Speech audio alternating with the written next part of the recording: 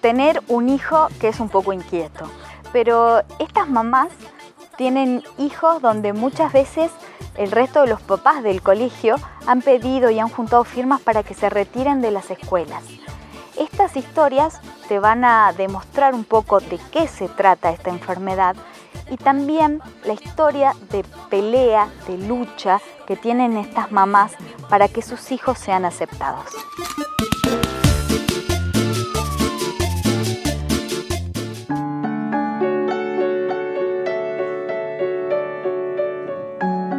Mi nombre es Lorena Moreno, soy la presidenta de la Fundación Por Mañana Mejor, que se aboca a la concientización y la sensibilización del trastorno por déficit de atención e hiperactividad. Es un trastorno del neurodesarrollo de carácter crónico, sintomáticamente evolutivo. ¿Esto qué quiere decir? De que a medida que va pasando el tiempo se van incrementando más los síntomas. ¿Cuáles son los síntomas? Dispersión, hiperactividad, impulsividad. La dispersión, el chico que... Para hablar de dispersión hablamos de un niño, en el caso de que hablemos de niño, hablamos de un niño que pierde las cosas, que parece no escuchar, que cuando la mamá le habla parece estar sordo, ¿sí? Creo que de los 250 papás, 200 hemos pasado por neuriometría, pensando que tenían realmente problemas de sordera. No es que sean sordos, simplemente están en su mundo. Y el TDAH no son discapacitados, hay que aclararlo, y está bueno aclararlo. Son chicos que tienen un coeficiente intelectual por arriba de la media. ¿Cuál es el problema? Que tienen tantas cosas en la cabeza que no las pueden organizar. Entonces de pronto uno como adulto ya, ¿no? Empieza a hacer una cosa y no la terminó y empezó a hacer otra, y no la terminaste y empezaste a hacer otra, y de pronto no puedes terminar de estudiar, de pronto cambias repetitivamente de trabajos, ¿sí? Porque no puedes encajar, porque no te cuesta concentrarte, porque llega un momento en que te aburrís, o sea, todo te aburre. María Eugenia, contame de tu hijo. ¿Cómo se llama tu hijo? Jeremías. ¿Cuántos años tienes? 7. Contame de él. Bueno, mi hijo tiene un trastorno de déficit de atención e hiperactividad. Llegué a cada fundación porque él el año pasado casi me lo corren del jardín porque no lo aguantaba.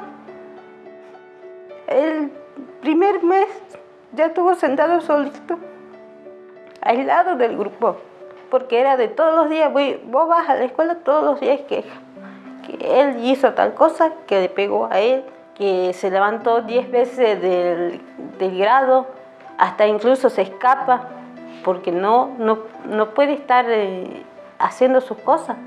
Era ir todos los días a hablar con la directora.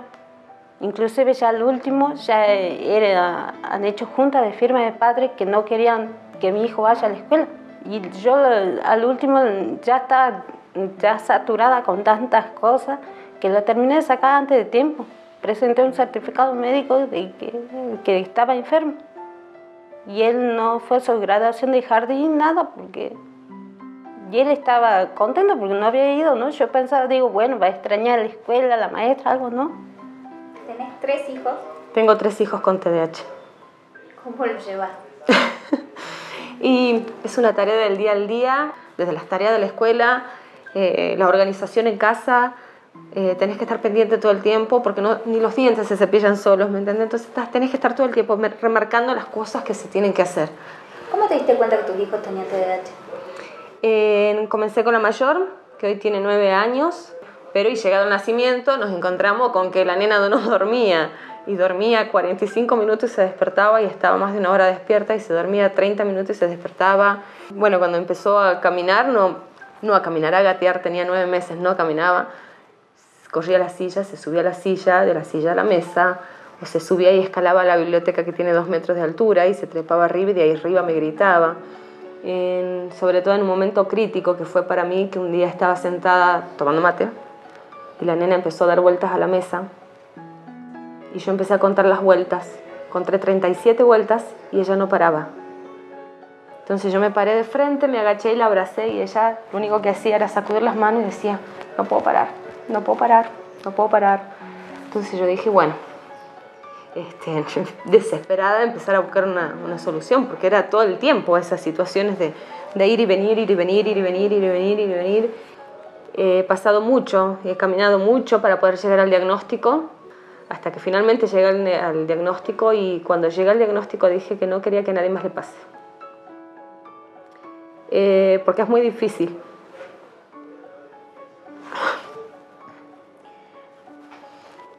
Es muy duro.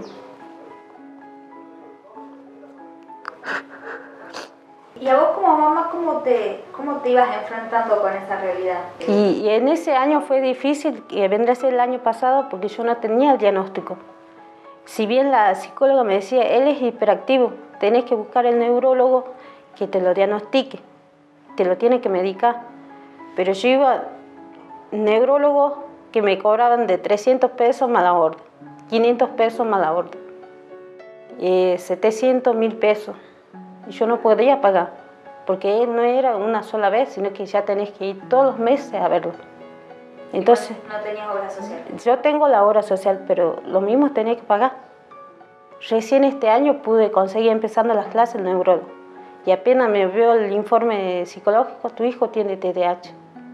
Hay que medicarlo, mamá, ahora cuando empiecen las clases tenés que medicarlo, para que él pueda andar.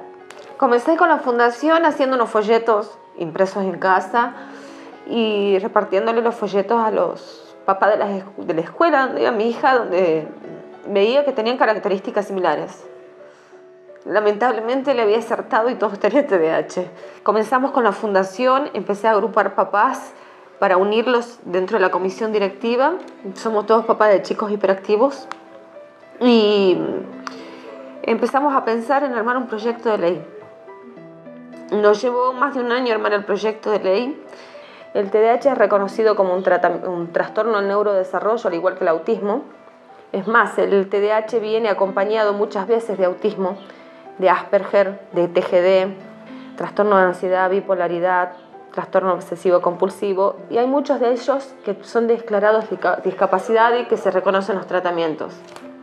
En el caso del TDAH no es discapacidad, no se reconocen los diagnósticos, no se reconocen el tratamiento.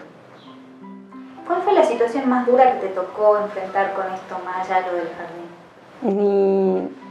Y es todos los días, porque todos los días tenés que enfrentarte a la maestra, porque a él de pésimo, tonto, loco, es todos los días que te lo tratan así, que ya no sabes cómo más hablar, hacerle entender que es un problema lo que ellos tienen. No es que lo hacen porque uno los malcría, porque lo primero que ellos piensan es que uno los malcría. Vos vas en el colectivo por ahí, como me pasa a mí con mi hijo, que él va gritando, mamá, mamá, grita, llora, pero de la nada, ¿no? Y habla solo todo y toda la gente te va mirando en el colectivo como diciendo, ¿por qué no lo hace callar? ¿Por qué no le dice algo? Pero es... ¿Cómo te imaginas la vida de tu hijo? Está difícil que lo acepten. Más que todo que lo acepten.